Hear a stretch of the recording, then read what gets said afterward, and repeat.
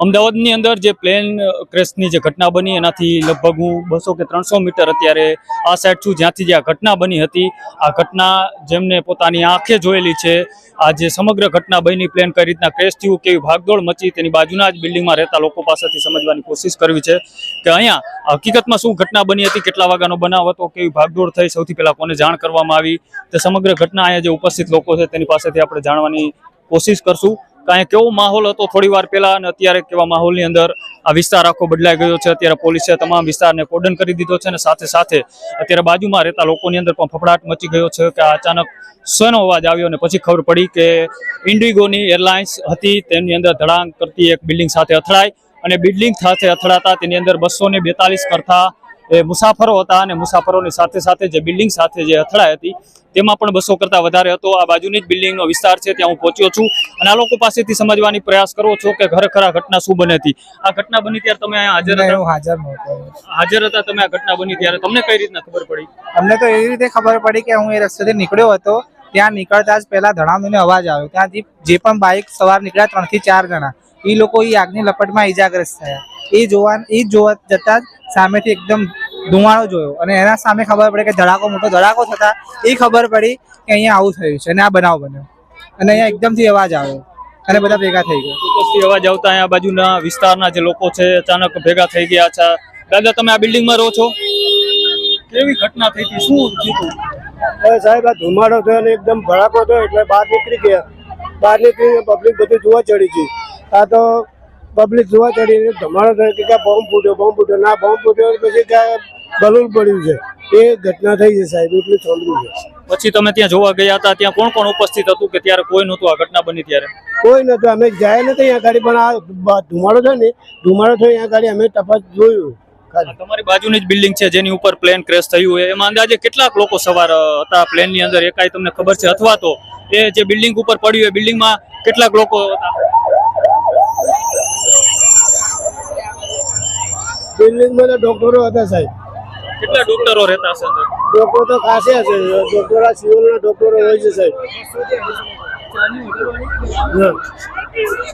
ડોક્ટરો હતા સાહેબ, બીજું કોઈ નહીં। 10-15 વર્ષ છે પણ એમાં એની મોત જાય, એના મમ્મી પણ ત્યાં બહુ સિરિયસ ગંભીર હાલતમાં છે, પણ કોઈ ફેમિલી હતી, ફેમિલીમાં 2 જણ ત્યાં બહુ સિરિયસ કન્ડિશનમાં છે, છોકરાની ડેડ બોડી મળતી પણ નથી। આજુબાજુના વિસ્તારના લોકો પાસેથી આપણે જાણવાનો પ્રયાસ કરી છે, અહીંયા ઘણા લેડીઝો પણ ઊભા છે, કદાચ એ પણ આ વિસ્તારના હશે, આ બિલ્ડિંગમાં રહેતા હશે। શું કહેશો તમે, આ વિસ્તારના છો, અહીંયા જ આ બિલ્ડિંગમાં રહો છો?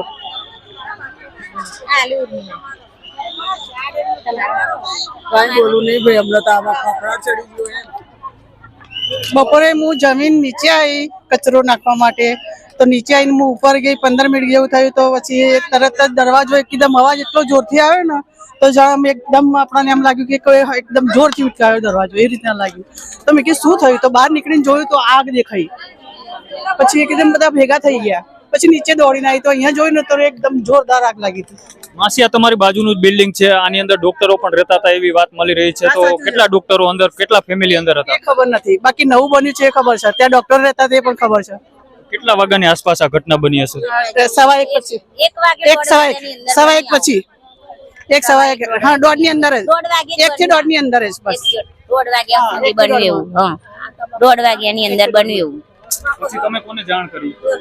એ બધી અમે જેવો અવાજ આવ્યો એકબીજાના દરવાજાનો અવાજ આવ્યો કે કોઈ ખખડાયો દરવાજો, કઈ ભૂકંપ આવ્યો કછો એવો અવાજ આવ્યો અમારી લાઈનમાં અહીંયા, તો બધા બહાર નીકળી ગયા, તો બહાર નીકળી ગયો તો આગ લાગેલી। ચોક્કસથી અહીંના લોકોનું કેવું છે કે બપોરના 1 થી 1:30 ની વચ્ચે અચાનક એક ધડાક જેવો અવાજ આવ્યો, લોકોમાં એવો ભય ફેલાઈ ગયો કે અહીંયા બોમ્બ ફૂટ્યો છે, પણ પછી જે સમાચાર સામે આવ્યા કે એર ઇન્ડિયાની ફ્લાઇટ હતી તે ક્રેશ થઈ છે ને એર ઇન્ડિયાની જે ફ્લાઇટ ક્રેશ થઈ છે તેના સમાચાર મળતા જ તાત્કાલિક પોલીસ સ્ટાફ હોય, પછી ફાયર વિભાગ હોય, તાત્કાલિક ઘટના સ્થળે પહોંચતું થયું હતું। અત્યારે જે માહિતી મળી રહી છે તે પ્રમાણે ગુજરાતના પૂર્વ મુખ્યમંત્રી વિજયભાઈ રૂપાણી પણ આ પ્લેનની અંદર સવાર હતા, સાથે સાથે નીતિન ભારદ્વાજ પણ અત્યારે આ પ્લેનની અંદર સવાર હતા, બંનેને અત્યારે તાત્કાલિક હોસ્પિટલ ખાતે ખસેડવામાં આવ્યા છે। અને જે આ બિલ્ડિંગની અંદર પ્લેન ક્રેશ થયું છે, બિલ્ડિંગમાં લગભગ 200 કરતા પણ વધારે ડોક્ટરનો પરિવાર પણ હતો અને સાથે જે પ્લેન એ લંડન જઈ રહ્યું હતું અમદાવાદથી, આ પ્લેનની અંદર 242 કરતા પણ વધારે લોકો આ પ્લેનની અંદર સવાર હતા। હજી મોતનો આંકડો વધી શકે છે, કોઈ કહે છે 50 લોકોના મોત થયા છે, અને ધીમે ધીમે જેમ હોસ્પિટલમાંથી પરિવારની જાણકારી મળી રહી છે તે પ્રમાણે પરિવારને પણ અહીંયા બોલાવી લેવામાં આવે છે અને સાથે સાથે આજુબાજુનો આ તમે જે વિસ્તાર જોઈ રહ્યા છો આ તમામ વિસ્તારને અત્યારે કોર્ડન કરી દેવામાં આવ્યો છે. અત્યારે હાઈ સિક્યુરિટીની અંદર આ વિસ્તારને રાખવામાં આવ્યો છે, કેમ કે એક વીવીઆઈપી મુવમેન્ટ પણ ચાલુ થઈ ગઈ છે. હોસ્પિટલોને જવા માટે તાત્કાલિક રસ્તો મળી રહે તે માટે આ રસ્તાને અત્યારે બ્લોકઆઉટ કરવામાં આવ્યો છે. આ કોઈ પણ વાહનોની અવરજવર અત્યારે બંધ કરી દેવામાં આવી છે. આ વિસ્તારનું આ બિલ્ડિંગ છે, આમાં પણ કદાચ 100-150 કરતા પણ વધારે પરિવાર આની અંદર રહેતો હશે. તે પણ અત્યારે એક ભયના માહોલની અંદર જીવી રહ્યો છે કે કદાચ આ ઘટના અમારા બિલ્ડિંગ ઉપર બની હોત તો અમારું શું થાત. હજી પણ આના લોકો ચાર જણા મરી ગયા અહીંયા. ચાની કિટલી ચલાવતા હતા ને એ ચારે ચાર જણના ઉપર વિમાનનો પડ્યું હોય એમના ઉપર.